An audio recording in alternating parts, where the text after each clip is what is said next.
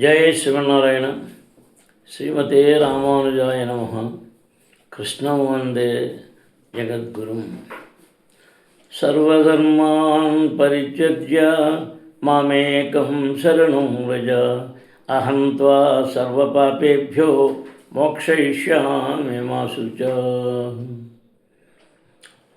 భారద్వాజకులాంబోధి చంద్రం శ్రీపురుషోత్తమం వేదాంతో భయనితత్వార్త జ్ఞానదం గురుమాశ్రే. కృష్ణం వందే జగద్గురుం. మనం ఈరోజు శ్రీమద్ భాగవతం ద్వితీయ స్కందంలో అధ్యాయం 4లో మనం 16 దాకా అయిపోయింది. 17 చెప్పుకుంటున్నాం. తపస్వినో దానపరా యశస్వినో మనస్వినో మంత్రవిదః సుమంగళాః క్షేమోన విందంతి వినాయదర్పణం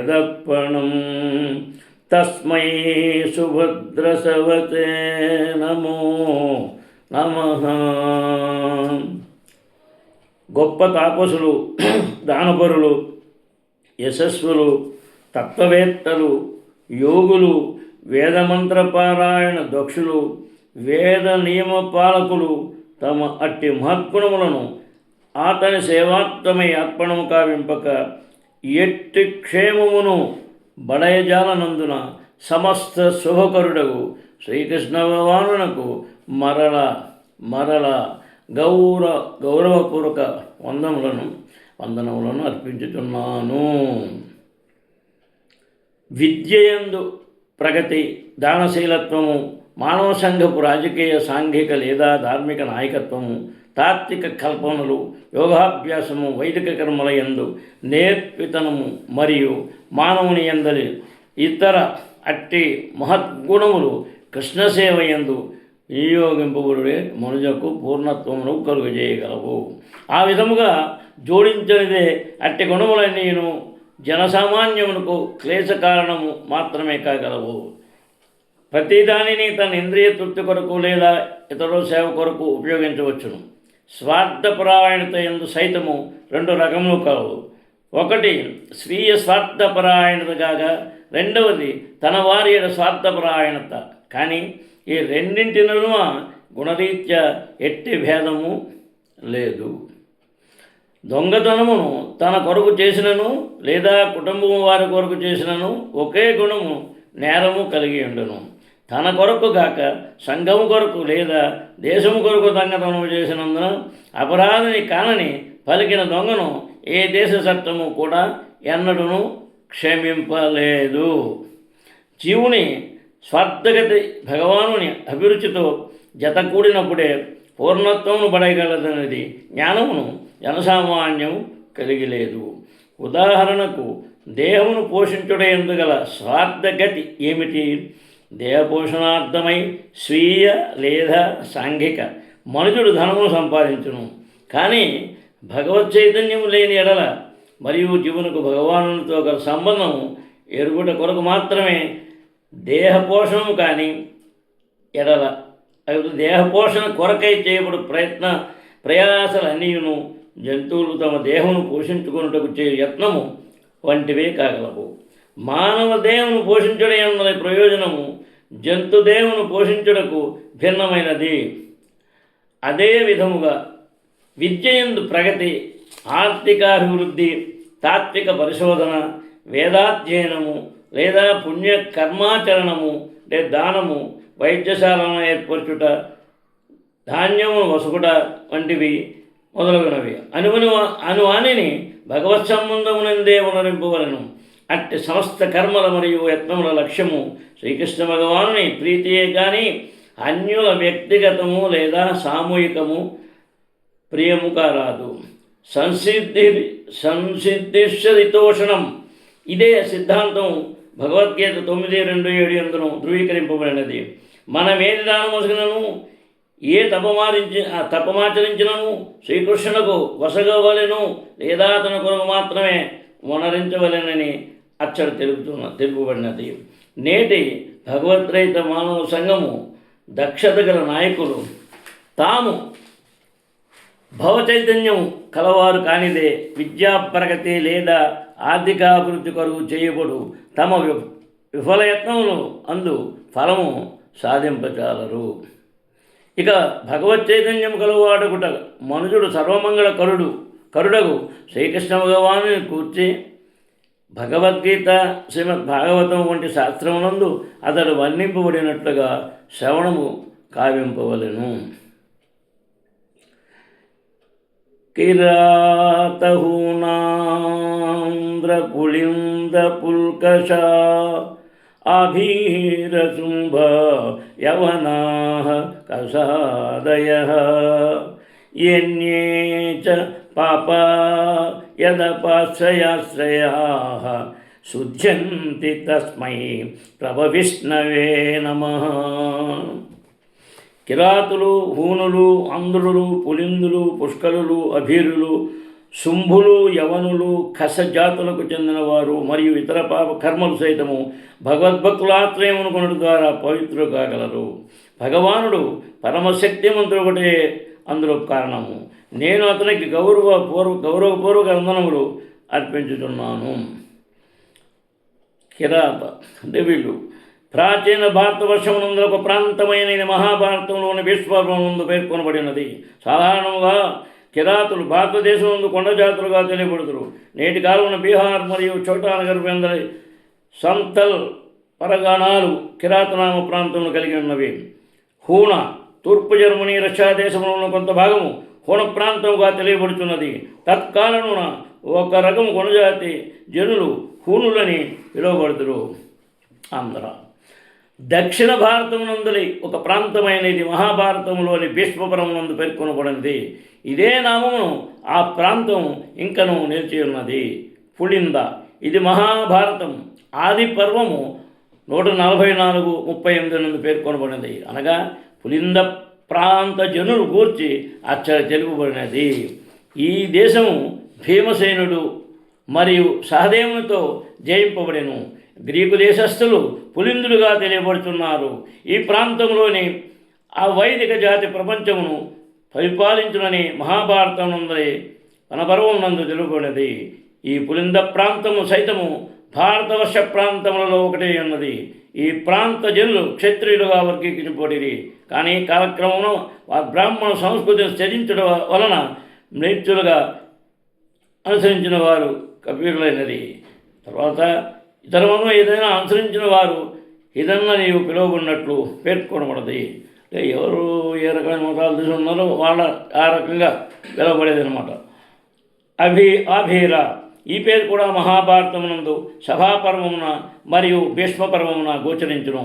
సింధ్ ప్రాంతమున సరస్వతీ నది తటంపై ఈ ప్రాంతం ఉన్నట్లుగా పేర్కొనబడినది. నేటి సింధ్ ప్రాంతం పూర్వం అరేబియా సముద్రమునందరి అవతలి భాగం విస్తరించి ఉండేది. ఆ ప్రాంత జనులు ఆభీరులు అని పిలువబడిరి. వారు ధర్మరాజు రాజ్యపాలన యందు నిలిచి ఉండేది. మార్కండేయుని వచనముల అనుసరించి ఆ ప్రాంతపు మ్లేచ్చులు సైతము భారత భూమిని ఏలగలరు. పులిందుల విషయమున విరూపితమైనట్లే ఈ విషయమున తదనంతర కాలమున నిరూపింపబడినది. పులిందుల పక్షమున అలెగ్జాండర్ భారతదేశమును జయించెను. అదేవిధంగా అభీరుల పక్షమున మహమ్మద్ ఘోరీ భారతదేశమును జయించెను. ఈ అభీరులు సైతము పూర్వం బ్రాహ్మణ సంస్కృతిని కలిగిన క్షత్రియులే. కానీ వారు ఆ సంబంధమును త్యజించిరి. పరశురామునికి భయపడిన క్షత్రియులు కాకేషియన్ కొండ ప్రాంతంలో దాగి తదనంతరము అభీరులుగా తెలియబడిరి. వారు నివసించే ప్రాంతమే అభీర దేశము. శంభులు లేదా కంకులు ప్రాచీన భారతీయ దేశంలోని కంక ప్రాంతం నందలి జనులు మహాభారతం నందు పేర్కొనబడినది. యవనుడు యయాతి మహారాజు తనయులలో ఒక నామం యవనుడు. పాలనార్థమై టర్కీ దేశము అతనికి వసకబడిను. యవనునికి వంశీయులైనందునే టర్కీ దేశస్థులు యవనులై ఉన్నారు. అనగా యవనులు క్షత్రియులే. కానీ తదనంతరము కాలమున బ్రాహ్మణ సంస్కృతిని త్యజించి వారు మ్లేచ్ఛయవనులుగా అయ్యి యవనులు వర్ణనలు మహాభారతము ఆది పర్వం 85:34 నందు కలవు. తుర్వశుడును రాజు సైతము యవనునిగా పిలువబడెను. పాండవులలో ఒకరైన సహదేవుడు అతని దేశమును జయించెను. కర్ణుని ప్రోద్బలముతో పాశ్చాత్యవనుడు కురుక్షేత్ర సంగ్రామమున దుర్యోధనుని పక్షమును చేరెను. ఈ యవనులు సైతము భారతదేశం జయంతులని భవిష్యత్వాన్ని తెలుపబడినది. అది సత్యమనియు నిరూపించబడినది. తర్వాత కస దేశవాసులు మహాభారతము ద్రోణపర్వమునందు పేర్కొనబడినది. గిరసబారిన మీసములు కలవారు సాధారణంగా కసులని పిలువబడుతుడు. మంగోలియా జనులు, చైనీయులు అటువంటి ఇతరులు కసులై ఉన్నారు. పైన పేర్కొనబడిన చారిత్రక నామములు ప్రపంచంలోని వివిధ దేశములై ఉన్నవి. నిరంతరము పాపకర్మలయందు రతులైన వారు కూడా భక్తులాశ్రయమును స్వీకరించనిచో పూర్ణమానవుల స్థాయికి సరిదిద్దబడగలరు. భగవానుని శక్తిపూర్ణ భక్తులకు క్రీస్తు మహమ్మద్ ప్రవక్త దరిద్రపై ప్రభుపక్షమును అపూర్వము సేవను వచ్చి ఉంటుంది.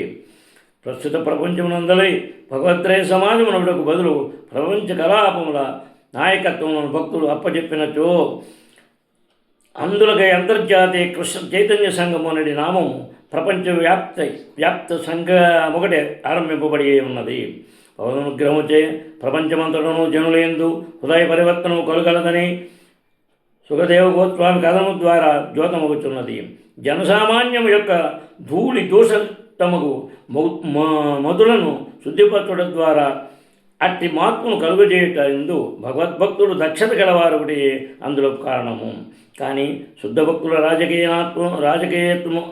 నాయకత్వము లేదా రాజనీతి గుణార్థమునందు అభిరుచిని కలిగి ఉండునని ప్రపంచ రాజకీయ నాయకులు తమ పదవులను తామే నెలకొని ఉండవచ్చును.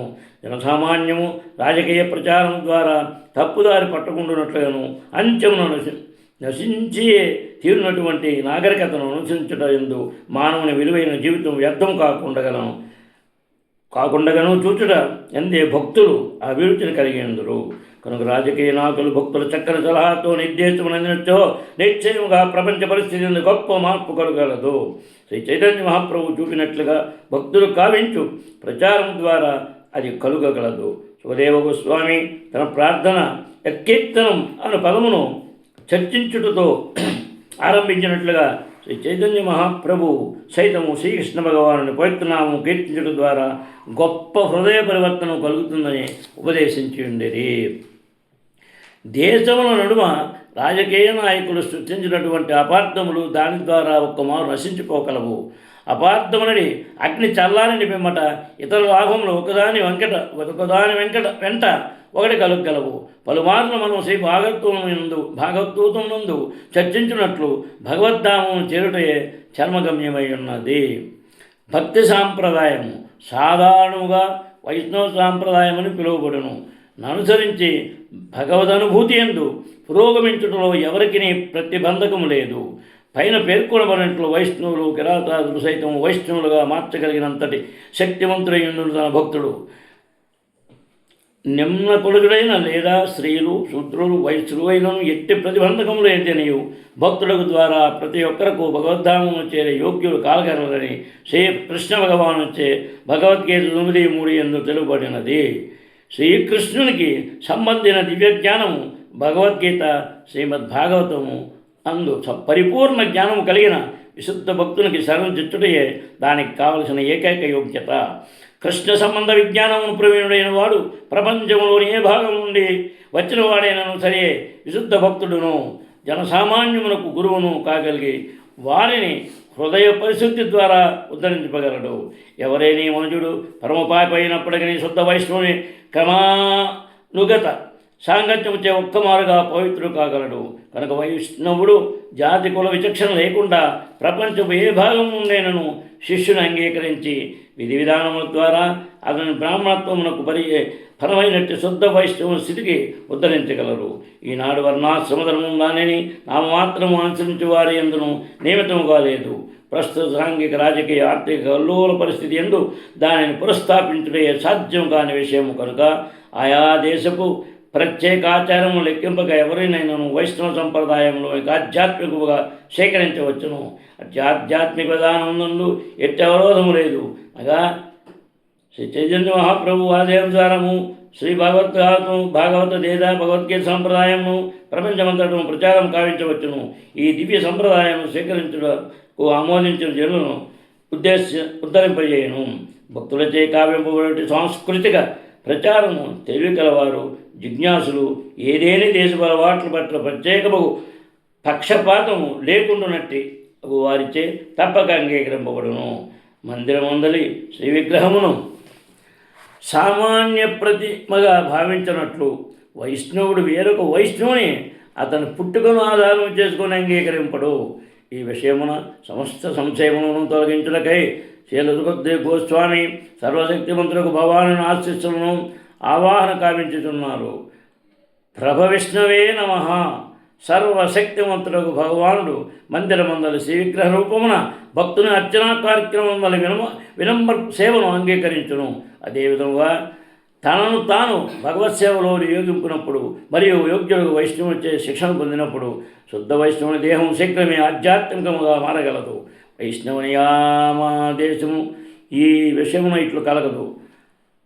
అర్చే విష్ణు శిలాధీర్ గురుషు నరమతిర్వైష్ణవే జాతి బుద్ధి శ్రీ విష్ణోర్నామి శబ్ద సామాన్య బుద్ధి. మందిరమునందు అర్పింపవుడు శ్రీ విగ్రహమును ప్రతిమగా ఎవరును భావించరాదు. అలాగొన్ననే ప్రామాణికుడు గురువును సామాన్య మానవునిగా తలచరాదు.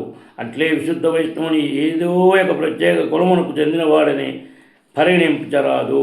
పద్మపురాణము సారాంశమేమనగా భగవాను శక్తిమంతుడైనందున ఎట్టి పరిస్థితి ఎందైనను ప్రపంచంలోని ఏ మూలనునైనను స్వయముగా కానీ లేదా గురువుగా ప్రామాణిక రూపం ద్వారా కానీ ఎవరినైనా అంగీకరించగలడు. శ్రీ చైతన్య మహాప్రభు వర్ణాశ్రములకు అన్యమైన జాతుల నుండి పెక్కులు భక్తులను అంగీకరించున్నారు. తాను ఏ వర్ణమునకు కానీ ఆశ్రమముకు కానీ చెందినవాడు కాక బృందావన గోపికలను పాలించు శ్రీకృష్ణ భగవానుని దాసుని యొక్క నిత్య దాసుడనని మన ఉపదేశార్థమై ఆయన స్వయముగా ప్రకటించున్నారు. ఆత్మానుభవ విధానమదియే. తర్వాత సయేష ఆత్మాత్మవత మదీశ్వర స్త్రైమయో ధర్మమయస్త సోమయ గతవ్యనేకైరజ శంకరాదివి స్వితర్యలింగో భగవాన్ ప్రసీదతాం. అతడు పరమాత్ముడును మరియు ఆత్మవిధులకు మహాత్ములకు పరమ ప్రభువు అయ్యున్నాడు. వేదములు ధర్మశాస్త్రములు తపస్సుల సాక్షాత్ రూపమే అతడే. బ్రహ్మ శివుడు కపట దూరగులకు సర్వరులచే అతడు అర్చించబడును. సర్వులచే అర్చించబడును. భక్తి గౌరవంతో అర్చించబడి ఆ భగవానుడు నాయన ప్రసన్నుడుగాక. దేవదేవదేవుడు శ్రీకృష్ణ భగవానుడు విభిన్న ఆత్మ సాక్షాత్కార పదములను అనుసరించు సర్వులకు ప్రభు అయినప్పటికీ సమస్త కర్మలకు అతీతులైన వారికి తెలియబడివాడై ఉన్నాడు. ప్రతి ఒక్కరూ నిత్యము శాంతిని లేదా నిత్య జీవనముని అన్వేషించుతున్నారు. ఈ గమ్యమును లక్షించిన ప్రతి ఒక్కరకు యోగులు లేదా విశుద్ధ భక్తులు మొదలు వారిగా వేదవాక్యములు కానీ ఇతర ధర్మశాస్త్రములను కానీ అధ్యయనం చేయుటయో లేదా తత్వవేత్తలుగా తీవ్ర తపమును ఆచరించడయో కావించుతున్నారు. కానీ ఆ దేవదేవుడు కేవలము భక్తులకే పూర్ణముగా అనుభూతులు కాగలడు. వారు కపటదూరులకుటే అందులో కారణము. ఆత్మానుభవ మార్గమునందున వారు సాధారణంగా కామ్య కర్మలతలు జ్ఞానులు యోగులు భక్తులు అనుతూ వర్గీకరింపబడుదురు. వైదిక క్రతువుల ఎందరి కర్మకాండ అతిగా ఆసక్తులై ఉండడి కామ్య కర్మరతులు అంటే భుక్తికాములు భౌతిక భోగవాంఛ కలవారు అని పిలువబడుతున్నది. మానసిక కల్పన ద్వారా భగవానుతో ఏకముఖుడుగా యత్నించు జ్ఞానము ముక్తికాములు భౌతిక అస్తిత్వం నుండి ముక్తికి అభిషరించేవారు అని పిలువబడతారు. అష్టవేద సిద్ధులను పొందుటకు వివిధ తపస్సులు ఆచరించినట్టు అంత్యమున సమాధి ఎందు పరమాత్మను చేరు యోగులు సిద్ధికాములు. సూక్ష్మముగా నవ్వుటకు అత్యంత బరువైన దాని కన్నను బరువుగా నవ్వుటకు కోరినదల్లా పొందుటకు ప్రతి ఒక్కరిపై అదుపును పొందుటకు తలచినదల్లా సృష్టించుటకు అభిలషించేవారు అనబడుదురు. ఇవన్నీను శక్తివంతుడైన యోగ్యతలపై ఉన్నవి. కానీ భగవద్భక్తులు మాత్రము స్వీయ తృప్తికి సంబంధించిన దేనినైనాను వాంఛింపరు. శ్రీకృష్ణ భగవానుడు పరమఘనుడు మరియు జీవులుగా తాము అతను నిత్యాంచలమని ఎరిగి ఇండుటచే వారు ఆ దేవదేవుని సేవించుడనే కోరుదురు. ఆత్మను కూర్చుని పూర్ణానుభవం భక్తుని కోరికలు లేనివానిగా తన కొరకు దేనిని కోరుకుండుట చేయును. కనుకనే భక్తులు ఎటువంటి కోరికలు లేనట్టి నిష్కాములు అని పిలువబడును. జీవుడు తన సహజ స్థితి దృష్ట్యా కోరికలు లేకుండా ఉండలేడు. భుక్తికామి, ముక్తికామి, సిద్ధికామి అందరూ స్వీయ తృప్తికై ఏది ఒకటి కోరియుందురు. కానీ నిష్కాములకు కృష్ణ భక్తులు మాత్రము కృష్ణుని ప్రీత్యర్థమై సమస్తమును కోరుదురు. వారు దేవదేవుని ఆజ్ఞలపైననే సంపూర్ణముగా ఆధారపడి అతని ప్రీత్యర్థమై వారు ధర్మమును నిర్వర్తించుటకు సర్వదా సంసిద్ధులై ఉందురు. కురుక్షేత్రమున పోరనిచ్చగించినందున అర్జునుడు తొలుత తనను తాను స్వీయ తృప్తిని కోరువారి యందు నిలుపుకొనినాడు. కానీ అతని నిష్కామునిగా చేయుటకు శ్రీకృష్ణ భగవానుడు భగవద్గీతను ఉపదేశించెను. దాని యందు కర్మయోగ, జ్ఞానయోగ, హఠయోగ, భక్తియోగ విధానం వివరించబడినవి. అర్జునుడు ఎట్టి కపటము లేనివాడైనందున తన నిర్ణయమును మార్చుకుని యుద్ధము చేయుటకు అంగీకరించడం ద్వారా కరిషే వచనం తప శ్రీకృష్ణుడు సంతృప్తిపరచను. ఆ విధముగా అతడు నిష్కాముడయ్యను. బ్రహ్మ, త్రిభువుడు, లక్ష్మీదేవి, సంకసనాంధ్రులు అనువారు 4 నిష్కామ వైష్ణవ సంప్రదాయము నాయకులైనందున బ్రహ్మదేవుడు మరియు శివుడు ఉపమాసము ఇచ్చట ప్రత్యక్షంగా తెలుపుకున్నది. వారందరూ కపట దూరులై ఉన్నారు. దీలగోస్వామి గతబ్జలీకై అను పదమును ప్రోగ్యత కైతవహి సమస్త కపటదూరులు కేవలము శుద్ధ భక్తులు మాత్రమే అని వ్యాఖ్యానించింది. చైతన్య చరితామృతము మధ్యలీల 19:1-4-9 నందు ఈ విధముగా తెలియబడినది. కృష్ణ భక్త నిష్కామ అతయేవ శాంత భుక్తి ముక్తి సిద్ధికామి సకలి అశాంత. తమ పుణ్యకర్మలకు ఫలం లభించువారు, ముక్తిని పరచే బ్రహ్మముతో ఏకత్వము కోరువారు, యోగ్యసిద్ధులను వాంఛించువారు అందరూ తమ కొరకు ఏదియో కొంత కోరి ఉన్నందున అశాంతులై ఉన్నారు. కానీ భక్తుడు తన కొరకు ఏదైనా కోరక భగవానుని కోరికను నెరవేర్చుటకు సర్వదా సిద్ధమై ఉండేది కారణమున పూర్ణముగా శాంతుడై ఉన్నాడు. సారాంశమేమనగా మౌనజవ్వడును భగవాను ఆజ్ఞ లేనిదే తన కోరికలను పూర్ణము చేసుకునలేడు. కనుక ఆ దేవదేవుడు అందరి వాడై ఉన్నాడు. భగవద్గీత 8:9 యందు శ్రీకృష్ణ భగవాను చే పలుకుబడినట్లు సమస్త బలములు అతని చేతనే వసుగుబడుతున్నవి. వేదాంతులు, కర్మకాండరతులు, ధార్మిక నేతలు, తపో నిష్ఠాపరులు, ఆధ్యాత్మిక పురోగతిపై యత్నించేవారు వంటి సరులకు ఆ దేవదేవుడు అధీశ్వరుడు, ఆది నియామకుడు ఒకటి ఏళ్ళు కారణము. కానీ అంజమున అతడు కపట రైతులకు భక్తులకే అనుభూతులు కాగలడు. కనుకనే శ్రీల గోస్వామి శ్రీకృష్ణ భగవాను భక్తి సేవకు ప్రత్యక్షంగా ప్రాముఖ్యం వసగబడినది. తర్వాత శ్రీయపతిర్యజ్ఞపతి ప్రజాపతి దియాం పతిర్లోకపతిర్ధరాపతి పతిర్గతి ఛందక పుష్టి సత్వతాం ప్రసీదతాం మే భగవాన్ సతాంపతి. భక్తులందరకు పూజనీయ భగవానుడు యదువంశమునంద అందక వృష్టిరాజుల రక్షకుడును మరియు యశస్సును లక్ష్మీదేవి భర్తయును సమస్త యజ్ఞ నిర్దేశకుడైనందున సమస్త జీవులకు పతియును బుద్ధిని నియమించువాడును ఆధ్యాత్మిక భౌతికములన్నింటికీ అధిపత్యమును ధరిత్రపై దివ్య అవతారమూర్తిను సర్వమయుడగు శ్రీకృష్ణ భగవానుడు నా ఎడ కరుణగునుగాక.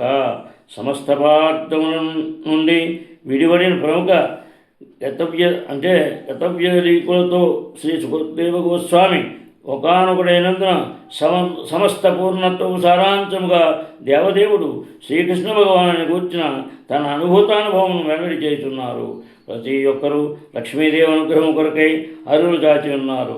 కానీ శ్రీకృష్ణ భగవానుడు ఆ లక్ష్మీదేవి యొక్క ప్రియపతి అని వారు ఎరుగుకున్నారు. దివ్యధామముగు గోలోక బృందావనమున శ్రీకృష్ణుడు సురవిగోవులను పాలించుచుండునయ్యు మరియు లక్షలాది లక్ష్మీదేవి గణముచే సేవింపడునయ్యు బ్రహ్మ సమితం తెలుపనిది. ఆ లక్ష్మీదేవి గణమంతయు అతని రాజనీ శక్తి ఆంతరంగిక శక్తి యందు వ్యక్తీకరణమైనది. ఆ దేవదేవుడు ధరిత్రపై అవతరించినప్పుడు తన రాజనీ శక్తి కలాపములను రాసలీల యందు పాక్షికముగా ప్రదర్శించినారు.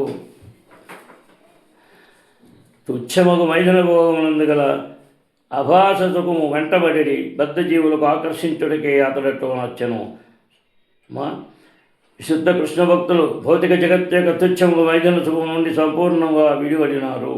భగవాను సాధనీ శక్తి కార్యమును నిశ్చయముగా కామభావంతో కాక మైథున సుఖమును వెంట పరుగు చేసే లౌకిక జనులకు అత్యంతముకు దివ్య రసాస్వాదనము కావించుటకే చర్చించుండరి. భ్రాంతి అనే సంఖ్యలతో బంధింపబడుటకు లౌకిక జగమందలి మైథున సుఖమే మూల కారణమై ఉన్నది. సుఖదేవ గోస్వామి బట్టి సుఖము పట్ల ఎన్నడూ అభిరుచిని కలిగి ఉండలేదు. భగవాను సాధనీ శక్తి వ్యక్తీకరణ సైతము అట్టి తుచ్చ విషయంలో ఎట్టి సంబంధము కలిగి ఉండదు. శ్రీ చైతన్య మహాప్రభు నిష్ఠాపరుడైన సన్యాసి ఉందిరి వంగి నమస్కరించుడా లేదా వందనములు సమర్పించుటకైనను ఆయన స్త్రీలను దరిచేర్చని వారు కారు. సన్యాసి అయిన వాడు స్త్రీలు గానము చేయి పాటలను వింటుకు ఉచ్ఛేదం కలిగి ఉన్నందున జగన్నాథ మందిరము నందు దేవదాసీ గణమును వనరించు ప్రార్థనలను సైతం ఆయన ఎన్నడూ వినలేదు. అటువంటి ఐష్ఠిక సన్యాస స్థితి ఎందును ఆయన బృందావన గోపికలు వనరించిన అర్చనా విధానం భగవాను అత్యున్నత ప్రేమ యుత సేవయని ఉపదేశించది. అట్టి లక్ష్మీ గణమునకు రాధారాణి ప్రధానురాలై ఉన్నది కనుకనే ఆమె శ్రీకృష్ణ భగవాను క్లాదిని అర్ధాంగియు మరియు అతని నుండి అభిన్నయు అయి ఉన్నది. అమ్మా, మనం ఈ భాగంలో తరువాత భాగాన్ని మనం మరలా రేపు చెప్పుకుందాం. ఎందుకంటే మీకు టైం చాలా ఎక్కువ అవుతుంది. అలా కాకుండా మరి ఇందులో కొంచెం ఎందుకంటే అధ్యాయంలో కొంచెం ఎక్కువ ఉన్నది కనుక మనం కొంచెం దీన్ని మరలా రేపు కంటిన్యూ చేసుకుందాం. జై శ్రీమన్నారాయణ. శ్రీమతే రామానుజాయ నమః. కృష్ణం వందే జగద్గురుం. శ్రీకాంతాయ కళ్యాణనిధే నివర్తినాం శ్రీవేంకటనివాసాయ శ్రీనివాసాయ మంగళం. సర్వే జనాః సుఖినో భవంతు. కృష్ణం వందే జగద్గురుం. జై శ్రీకృష్ణ. జై జై శ్రీకృష్ణ.